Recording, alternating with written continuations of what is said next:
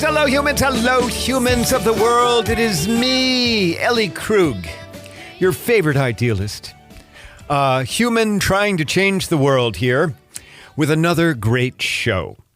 We have an encore interview of a wonderful person, that I interviewed back in October, Mary Frances Winters, who's going to talk about black fatigue. And that is a very timely topic with what's going on in America right now. Well, really what's going on in Minneapolis. Sorry that it's not a fresh interview, but this is a tape baling wire and crepe paper operation.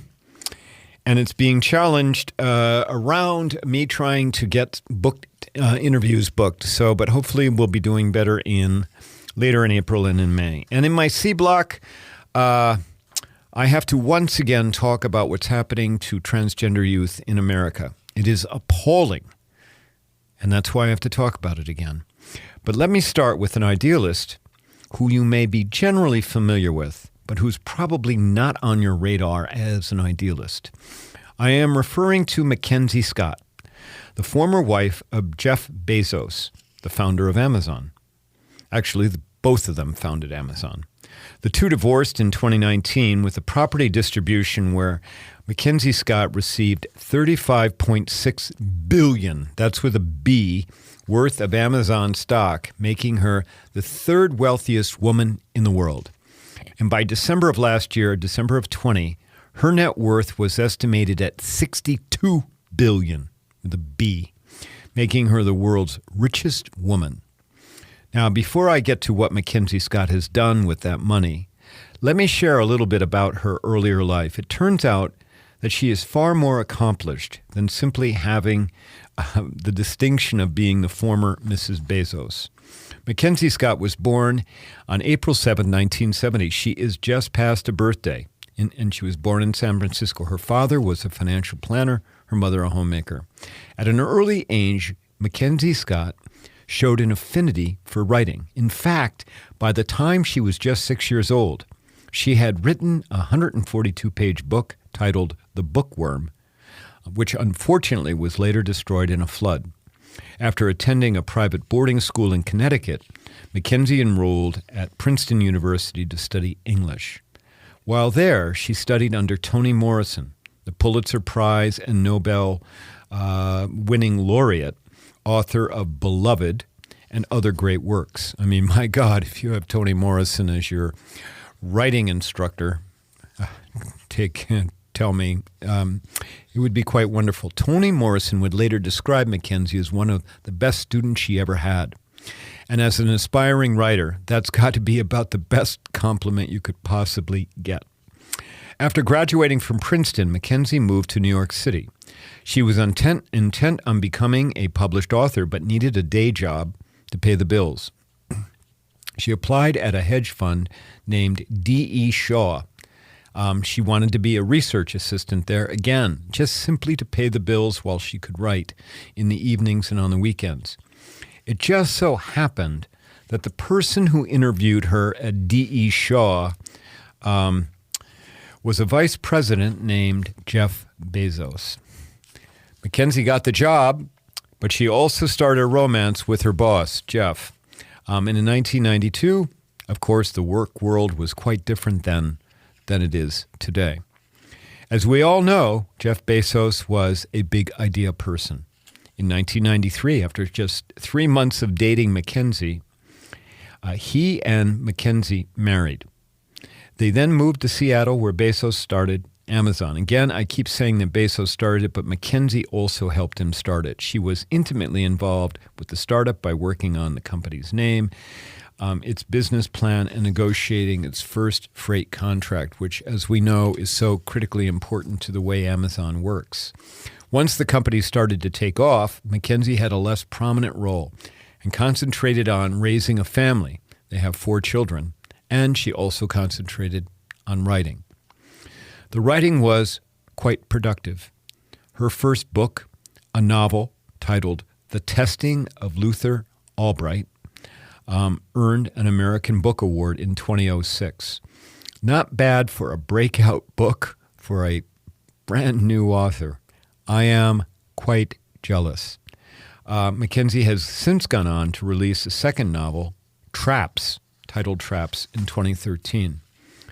I tell you all of this to set the foundation for McKenzie's idealism. As some of you know, McKenzie hasn't been content to sit by and just simply count her money. She quickly became a signatory to something called the Giving Pledge, where she committed to giving away at least half of her wealth to charity. And she started to carry through on that pledge. Now remember, she and Bezos broke up and, they got divorced in 2019. Oh, by the way, she has since remarried. She remarried a high school chemistry teacher. You gotta love it. She sounds like such a down-to-earth human. She really does. But McKenzie, divorced in 2019, signs this pledge that she's going to give away half of her wealth, and she started down the road doing that. Last year, in 2020, she gave away nearly $6 billion to charity. It is one of the largest bursts of charitable giving in the history of the country, maybe the world. Her focus has been on creating change by giving money to more than 100 nonprofits that are working on racial equity, LGBTQ rights, democracy, and climate change. And of the money given away so far, more than $800 million has gone to historic black colleges and universities, tribal colleges, and other traditionally underfunded educational facilities. In fact, McKenzie Scott, other than I generally knew who she was, she got on my radar as an idealist because I saw a Twitter story. Remember, I'm a Twitter junkie. I saw a Twitter story about McKenzie giving $8 million to Tuttle Mountain Community College in North Dakota. Tuttle Mountain Community College happens to be the very first tribal college ever created in the U.S. And you might say, wow, okay, but here's the other thing. It's only been in existence 50 years. Think about that. So before, 50 years ago would be the 1970s, mid-70s. Before that, there were no such things as tribal colleges to educate Native people. Think about that. What a tremendous blind spot of our country. At any rate, sounds like McKenzie's working to close that blind spot. 4 months ago, McKenzie announced that another $4.15 billion had been given to 384 organizations, some of which were working on COVID relief. But even before McKenzie's divorce, she was an idealist.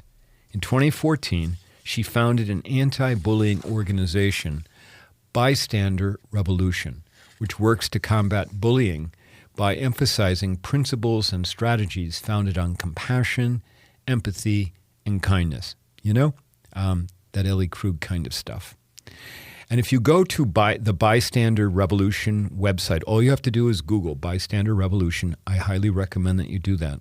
You'll see dozens and dozens of testimonial videos by survivors of bullying and former bullies, along with experts. Some of those testimonials are by famous people like Michael J. Fox and Selma Hayek.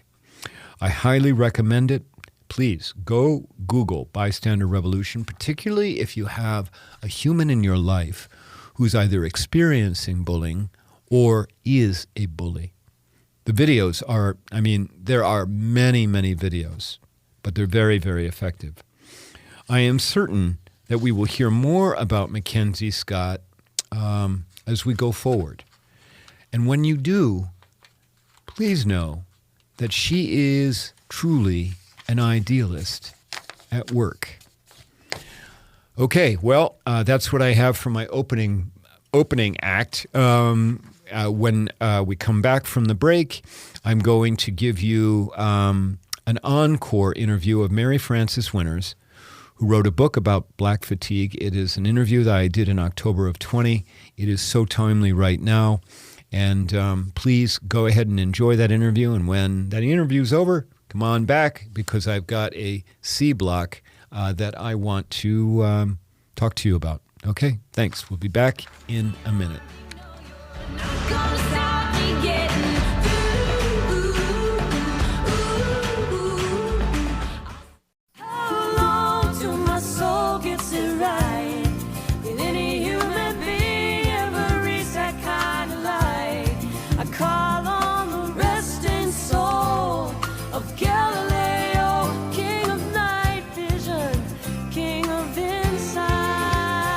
And we're back on AM 950 Ellie 2.0 radio.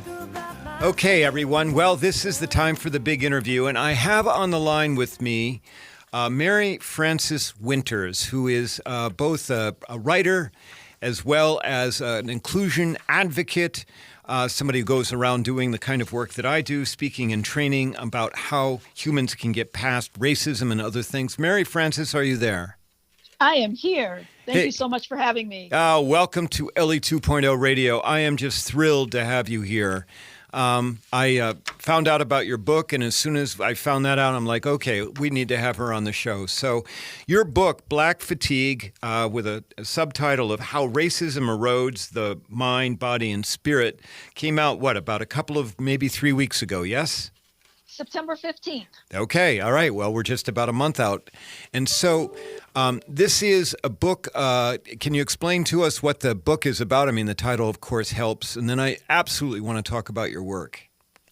Yeah, thank you so much. The book is about the intergenerational fatigue, this malaise that Black people have as a result of over 400 years of fighting for equity in this country, a place that we haven't gotten yet. And so it's intergenerational. There are studies that show that the stress that we carry, the extra stress, gets into our cellular system and actually does get passed down from generation to generation. Okay, well, that's a lot, of course. We just, I know that you just came on the show now, but the first half of the show was talking about Indigenous People Day. Yes. We had a caller call in, Jan, to talk about, the Indian schools and how children were taken away from their families. The horrors that white people, I refer to white people as white color people because most white people don't believe white's a color. But the horror that white color people, inflicted on, Native Americans, Indigenous people, and how that, for Indigenous people, how that weighs on them. I mean, the messaging from society is that you are lesser. And so let's carry that over to the Black community. You've got, the Black community shares, of course, with Indigenous people the kind of oppression that goes back hundreds of years. But for the Black community, the idea that you were considered property for so long, just generations. Talk to us about that. Yeah, absolutely. And so in writing the book, it was difficult for me to just confine it to Black people. I chose the title Black Fatigue because, I could have said Black, Indigenous, people of color fatigue. And in the book, I do acknowledge that there are other subordinated groups that absolutely and Indigenous people in this country, you just had the last segment on that, and we know the ramifications and the manifestations of that. So I do want to give honor to the first people who were in this country and experienced colonization. It is really mind-boggling to think that we think we've made progress, and then we see things like over the last few weeks, the executive orders that have come out that say we cannot even do this kind of training, which has been labeled as being divisive and anti-American. Quite the contrary, the work that we do is all about America living up to what it espouses, that all people are created equal. No doubt about that. And I want to talk about the executive order, but before we do that, can you talk more about how this messaging from society over, hundreds of years has seeped into, for Black people, the psyche, and how does that show up on a day-to-day basis for Black folks? Yeah, so sometimes it shows up as internalized oppression. Like all of the negative stereotypes become internalized, and you don't even recognize that you have accepted this these ideas that you're less than, this deficit mindset, this idea that because you're Black, there's only so much you can do. Because the powers that be are so much against you. On the other hand, I think there is also a groundswell of people for generations who have held hope, who have been resilient, who have been strong. But therein lies the Black fatigue, the extra work that you have to do to stay positive, to stay strong, because at every turn, practically, there's something that's trying to pull you back. But we see this in small children. We see this in elementary school Yep. children, where the internalized oppression, the self-fulfilling prophecy, if you will, you don't expect much of me, so I'm not going to give much. The black doll experiment that was done in the 40s and then repeated a few years ago, that showed that Black preschool children, will pick the white doll as the better doll, will pick the white doll as the smarter doll, the white doll as the prettier doll. And so it starts early, this sense of not being as good as. Well, it's interesting. I've been a mentor through Big Brothers Big Sisters, and then on our own to a biracial girl. We started when she was 7. She's now 15, going on 25, but she identifies as Black. And I vividly remember 2 things about my experience with her. First is she picked up all on her own and asked me a question one day. Ellie, why is it when there are people accused of crimes on TV that they only show the Black people and they don't show the white people as the criminals? And then I remember her telling, and she has said this to me several times, is that I wish I was right. I was white, Ellie. Everything would be easier for me. Everything would be better because white people have it better.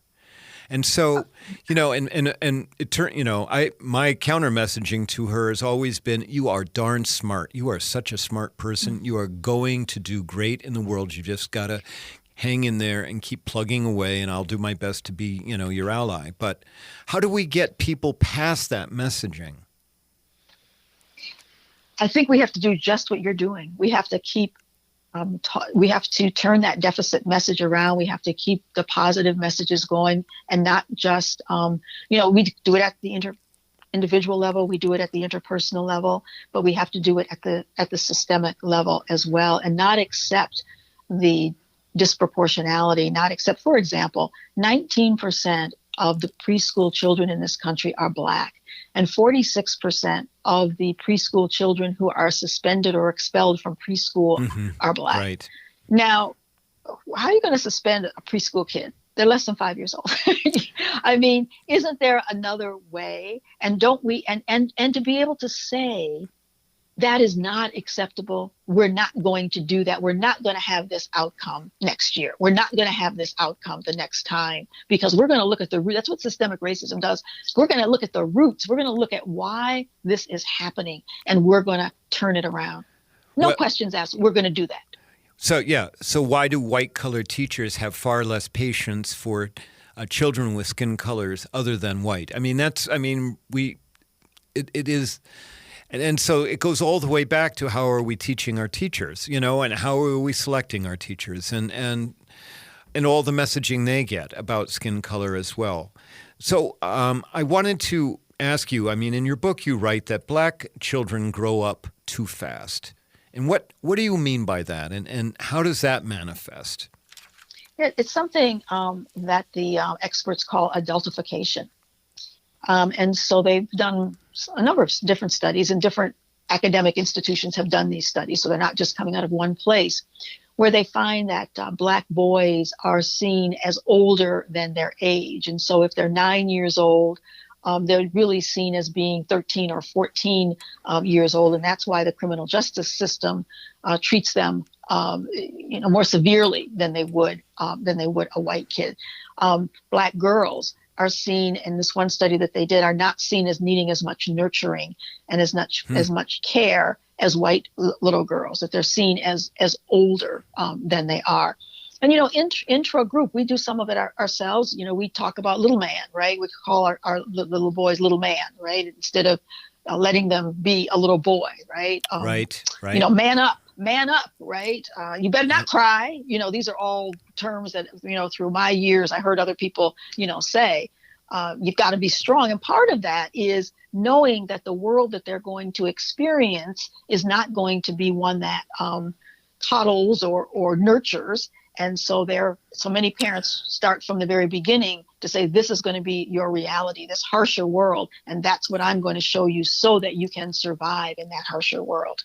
But then that, of course, does that create harsher people? I mean, well, it can create I think it creates broken people. Yeah, I think it creates, I think that's what it creates. I think it creates people who have a difficult time, being whole, holding those emotions in. And, we talk sometimes about, post-traumatic stress syndrome, but we also talk about racial trauma and how racial trauma can play out like post-traumatic stress syndrome. So yes, you get the outcomes that look like the outcomes that we get, more domestic violence, more activity that puts Black people in the criminal justice system, and all of those kinds of things. And it's so complex. That's what I try to lay out in the book, the complexity of all of this. It's not so simple as to say,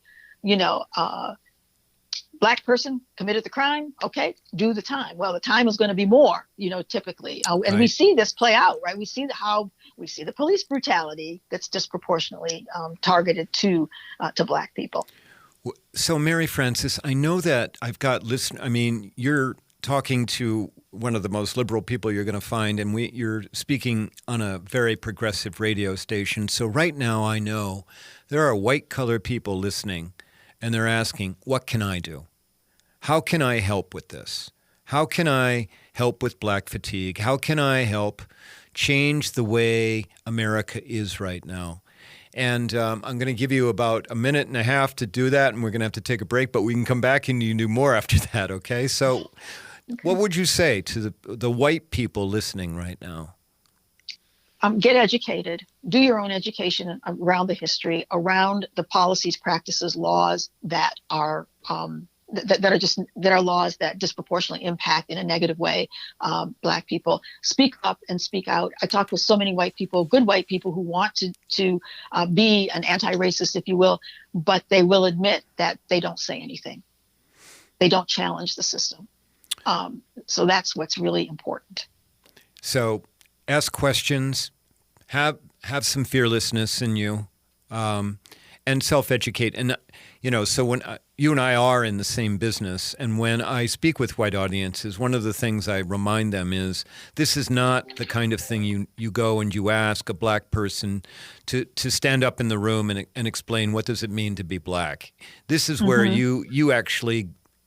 Wikipedia is a great thing. It can tell you everything you need to know about Juneteenth and the Tulsa race riots and about enslaved humans. And so white people just need to go and do that work, right? Exactly. Okay. Well, listen, your book, Black Fatigue, How Racism Erodes the Mind, Body, and Spirit, where can people find it if they want to buy it, which I hope they're going to do?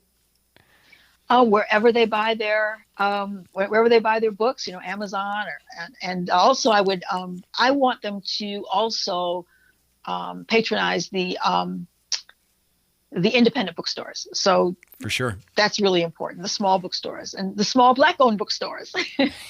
Absolutely. We want to support independent bookstores for sure.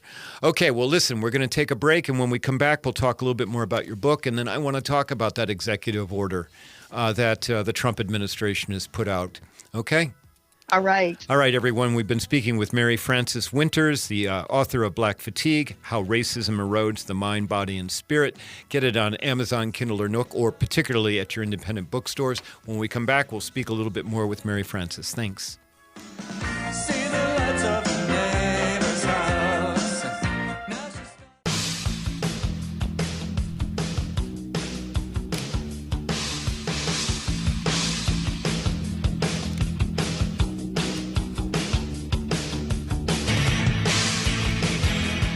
And we're back on AM 950, Ellie 2.0 radio. You're listening to me, Ellie Krug, and I've been interviewing and speaking with Mary Frances Winters, the author of Black Fatigue, how racism erodes the mind, body, and spirit. And Mary Frances, when we took our break, we were talking about how white people, white-collar people, can do more. And one of the things we talked about is about self-educating. You know, I think that for many white people, this is also overwhelming. Although I don't know about you, but I mean, I've been doing a lot of work since George Floyd's murder. And I have to tell you, I have been finding such a large demand from people for anti-racist training. A large demand, particularly from elected officials that I've been speaking with in training, about how can they first identify what is structural racism, how can you identify it, and how can you get past it? What are you finding in your work, particularly since George Floyd's murder? Absolutely. Just an explosion in the work. I've been doing this work now for 36 years. The Winters Group has been in business doing this work for 36 years. And I must tell you that I am frustrated that so many people have come forward, so many leaders and organizations saying, we didn't know. We didn't know that racism was still such an issue in this country. We didn't know the history. Come on, folks, where you been? I love it. No, you're absolutely right. I mean, all it took was to just open your eyes. But, you know, I mean, people don't like to be uncomfortable. This stuff is very, disquieting for people, particularly people who hold the levers of power, which are usually older white-collar men. But and so let's talk about what the Trump administration is trying to do. So you alluded to the order. Can you go on and explain it? Talk about the order. Yeah, so there are actually two orders. And the first order that came out restricted, prohibited government agencies from continuing their anti-racism work. The second order that came out a couple of weeks after that first order restricted, prohibited any government contractors from conducting what they call anti-American divisive training. That would be the discussion you and I are having right now, right? Correct. Correct.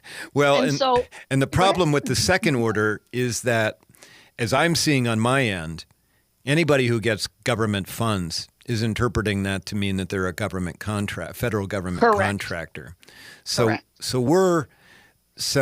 I'm seeing on my end, like schools, like, certainly governmental agencies are just like, we like you, Ellie, but we don't think we can have you.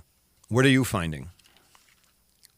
So I don't do a lot of government work. I never have in the 36 years I've been in business. And the reason I don't do a lot of government work is because of just these kinds of things, but also because there's just a lot of red tape to do business with the government. So most of my clients are corporate, and the corporate world really can't back away from this now because they came out in June with all of these statements of solidarity. They came out and said, we're going to do anti-racism training. They came out and said, we're going to prioritize hiring more Black people into leadership roles. And so the government is now coming out and targeting those companies as well who have been vocal since June with their statements of solidarity and what they're going to do. And many of these companies, practically every large corporation somehow does business with the government, right? Sells something, has some connection to the government. But I'm finding that for the most part, most of the organizations that I'm working with are going to move forward. And I think that's what we have to do to combat this. But when I read the executive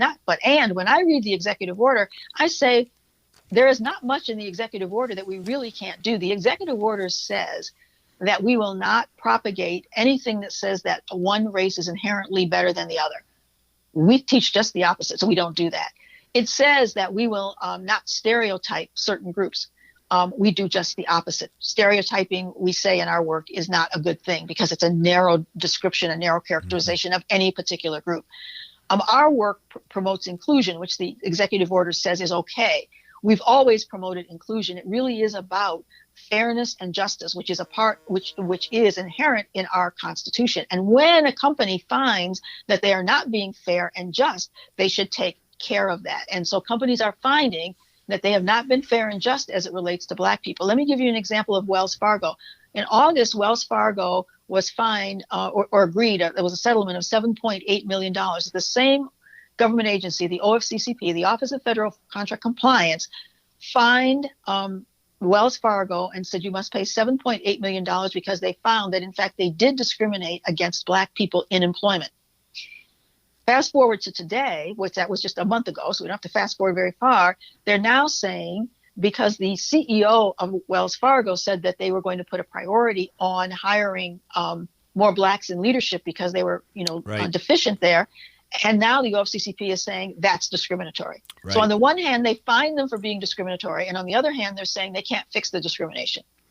Well, and I don't know about you, but the sense I have from my client field is that everybody's in kind of a standby mode. Going to wait to see what happens on November 3rd, because you and I both know that if Biden gets in, these orders that you just spoke about are going to be rescinded probably within the first day. That would be my guess. It would be, but even if, when when we get a new administration, there's a lot that they can do between November and January. Oh, gosh, don't get me started on that. So that would be my fear. So my approach to it is not to sit back, but my approach is to hit the executive orders head on by saying our work complies with the executive order. No, and I think that that's a really great approach. I'm on the executive committee here of a thing called the Twin Cities Diversity and Inclusion Roundtable, which is a collection of about 200 DE&I, diversity and equity and inclusion professionals. And I will tell you, there are people that are hurting here. And I appreciate the fine reading of the executive orders, but it's more the idea about the government coming in and wanting in one way or another to chill the work that you and I do, to chill the work around trying to deconstruct structural racism. I mean, it's mind-blowing that you would have the government, what's next? I mean, they're going to start putting people in jail, that type of thing. And are they going to, we can go down that long road, and I don't want to go down that road because I want today to be a good day. So, well, I think we have to stand strong, and we have to speak up, and we have to not sit back and wait to see what's going to happen. I think we need to defy the executive order, and there are many.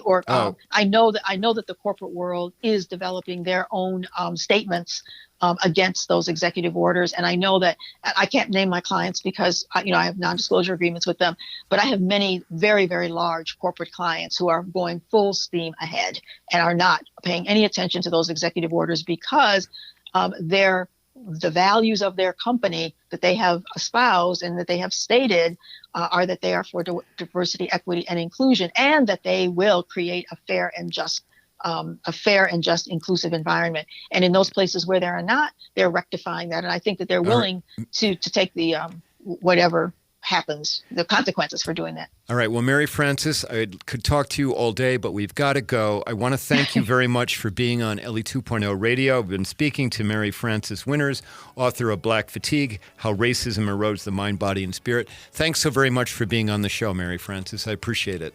Thank you so much for having me, and best of luck in your work as well. Okay. Keep up the good fight. Thanks. We'll be back in a minute.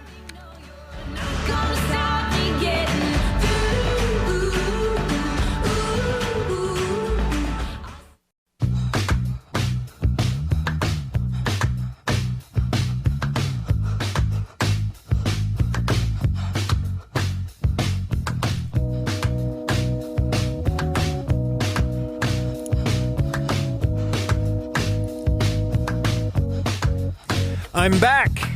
Ellie 2.0 Radio. I hope that you enjoyed that encore interview of Mary Frances Winters. Pick up the book because where we are right now. All right, we're in my C block, and I'm going to talk about transgender people again. And I I'm transgender. You know that, many of you, okay? It is not my desire to shove things down your throats. On the other hand, I have this rare platform. I do. And I have to use it. So thank you for understanding that. I want you to imagine some stuff here. So parents, the parents I have that are hearing me right now, I want you to assume you've got a 10-year-old kid. Or if you've got a kid that's 30, let's go back. Assume they were 10 years old. Let's assume it's a son. And I want you to assume that this son has a health condition that requires medical treatment. Now, the health condition can be fatal in some instances. And in other instances, the health condition, while not being fatal, can result in tremendous emotional distress that requires the use of therapy, maybe the use of the kinds of drugs that you need, to help with depression. I want you to imagine you have a 10-year-old son that has those problems. And I want you to assume that if your son, doesn't get the treatment, your son may die. There's a possibility of it. Okay? And I'm assuming that if you had a son with that kind of condition, you, of course, loving your child, would want to immediately get help for your child, right? You'd want to make sure, let's get that doctor set up, that doctor visit, so we can start dealing with this health condition that you have. And then you'd probably want help from that doctor to maybe give you some recommendations about therapists who can help because, the doctor regularly treats people like this, and the doctor knows of a good therapist who can treat young people with this condition. These are all the basic duties of a parent to protect their child, right? I mean, my God, this is so basic. Well, I want you to imagine the helplessness and anger that you would feel. Now, you're motivated. You're going to try and go get help for your kid. I mean, my goodness, my kid needs this help, medical help, maybe therapeutic help. I want you to imagine the reaction you would have if the government stepped in and said, you can't get that treatment for your kid. Not only can't you get the treatment, the government has threatened the doctors that would treat your kid, that they could go to prison if they treated your kid. They could even go to prison if they referred your kid to a therapist. I want you to imagine the government has stepped in to do that. Can you feel the anger that you would have about that and the helplessness? This is your child, oh my God. And your child is suffering, maybe at risk of dying, certainly at risk of great emotional trauma over this health condition that your child has. And now the government has said that you can't get your kid any help. That would incense you, wouldn't it? And it would incense those who know your family and their needs, right? Well, what I have just laid out for you is not really in the hypothetical. What I have laid out for you is what, come, I think, July, will soon be the law of the land in Arkansas relative to transgender children and youth in that state. The law was passed by the Arkansas legislature within the last 2 weeks, and it bars medical care for transgender youth up to age 19. It provides for criminal felony penalties for doctors, medical professionals who treat those transgender kids. And as I said, also criminal penalties, even if the doctor they don't treat and they refer your child, a transgender child, to a therapist. All of this is important because if there is a 10-year-old assigned male at birth, but now says that she is a girl, it is exceedingly critical for her to get medical treatment, including access to hormone blockers. That is, those are things that prevent puberty from setting in. It is not permanent. You can stop the hormone blockers if there is a need to do that, and then puberty will set in. They are not permanent. But young 10-year-old transgender kid, who says, I'm really not a boy, I'm a girl, okay? And by the way, there are hundreds of thousands of those transgender kids in America right now who say, Mommy, I'm not a boy, I'm really a girl.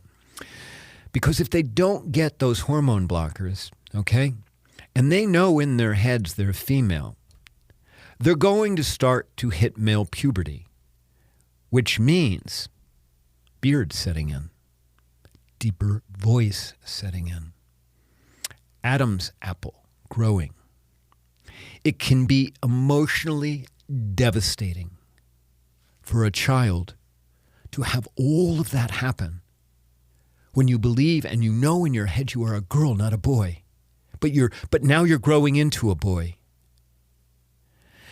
And the state of Arkansas has said, too bad. Not only to those transgender youth and kids, but to their parents. Too bad. We know better than you. Can you imagine that?